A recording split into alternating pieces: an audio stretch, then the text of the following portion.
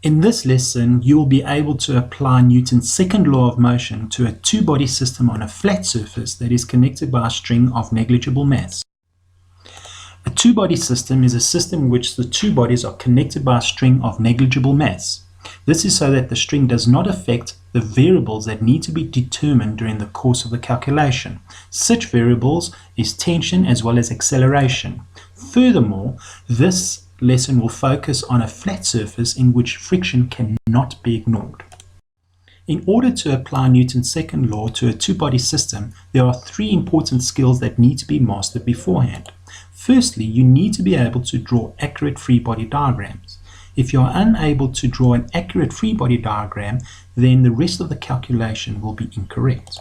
Secondly, you need the ability to solve single body systems by applying Newton's second law. If you cannot master this skill, then solving two-body systems is nearly impossible. Finally, vigorous algebraic manipulation will be required. Therefore, you need to brush up on your mathematical skills, especially simultaneous equations. This example will be complemented with a worksheet template, an example of which I have shown on the right-hand side of the screen. As you work through this video, you will answer the questions by following steps 1 to 3 on the worksheet template provided. Furthermore, there will be follow-up practice questions that will have a YouTube link that can be found at the top of the page. Here is an outline of the 3 basic steps in order to effectively apply Newton's second law to a two-body system. Choose a direction as positive and draw a separate fully labeled free body diagram of all the forces acting on each of the objects that are responsible for its motion. Secondly, choose a direction as positive and draw a fully labeled diagram of all the forces acting on both objects, now treated as a single body. Step 2. Apply Newton's second law to the combined object and then the individual objects before expanding the formula, as will be shown in the lesson. And step 3. Substitute and solve for the unknown value or values. And now for the question.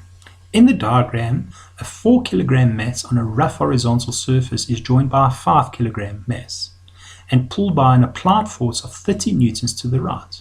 The coefficient of friction between the block and the surface is 0,3. You need to calculate the kinetic frictional force acting on the 4 kg mass, the acceleration of the 5 kg mass, the tension in the string on the 4 kg mass, and then finally to determine the tension in the string on the 5 kg mass without performing any calculation. To recap step 1a, choose a direction as positive and draw a separate fully labeled free body diagram of all the forces acting on each of the objects that are responsible for its motion. In this example, a 30 Newton force is being applied to the right. Therefore, the system will move to the right, and it is advisable to choose right as the positive direction.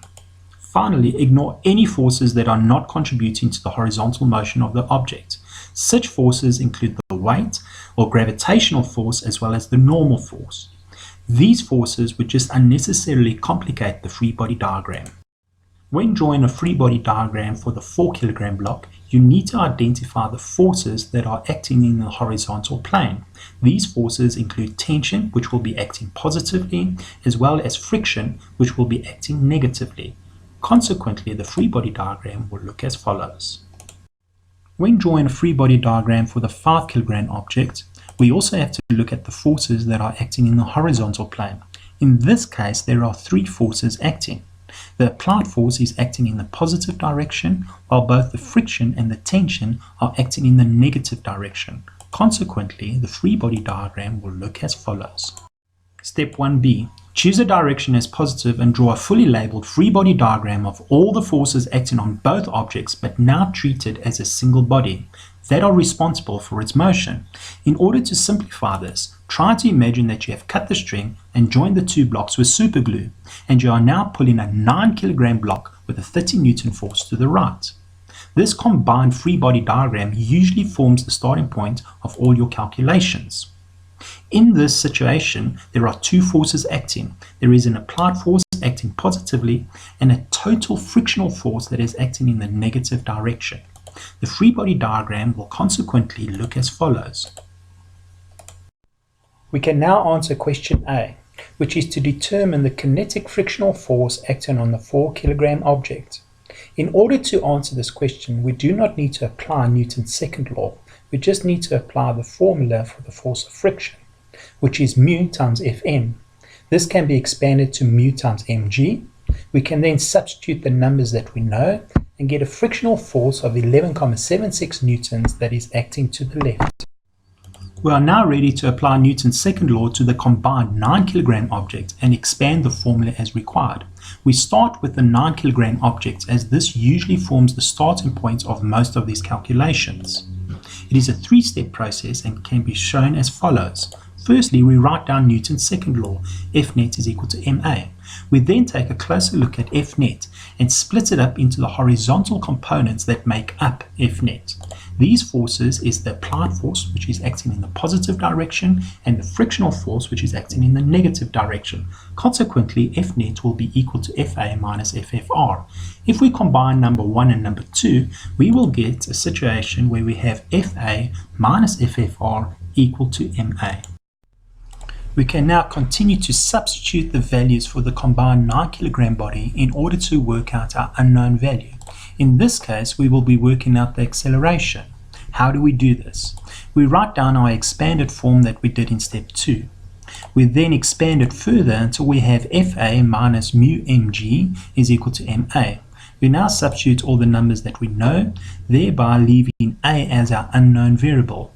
By algebraic manipulation, we work out a to be 0.39 meters per second squared in the forward direction. We now go back to step 2 and apply Newton's second law to the individual 4 kilogram object and then expand the formula as required. This is also a three-step process and will be done in a very similar fashion. We first write down F net is equal to ma. We focus on the forces that make up F net, and in this case it is a tension that is acting in the forward direction and a frictional force that is also acting in the negative direction. We combine the two together and we get Ft minus FFR equal to ma. We then carry on and substitute to solve for the unknown values. In this case, we'll be working out the tension in the string.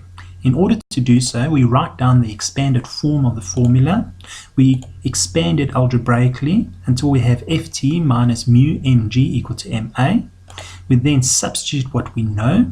Just bear in mind that the friction in this case is on the 4 kilogram block and not on the combined 9 kilogram block. If we solve it algebraically, we get an answer of Ft equal to 13,32 in the forward direction. We are now ready to answer question D and determine the tension in the string acting on the 5 kilogram object as opposed to the 4 kilogram object. Because this is the same string connecting the two objects, it is regarded as an action-reaction pair according to Newton's third law. According to Newton's third law, tension exerted by the 4 kilogram block on the 5 kilogram block is equal and opposite to the force exerted by the 5 kilogram block on the 4 kilogram block, due to the tension from the string between the two blocks. Consequently, it means that Ft will be equal to 13,32 newtons acting in the negative direction or to the left. The answer can be confirmed by applying Newton's second law to get the same answer. This concludes this lesson. Thank you for taking the time to watch it, and should you have any queries, do not hesitate to contact me at the following email address.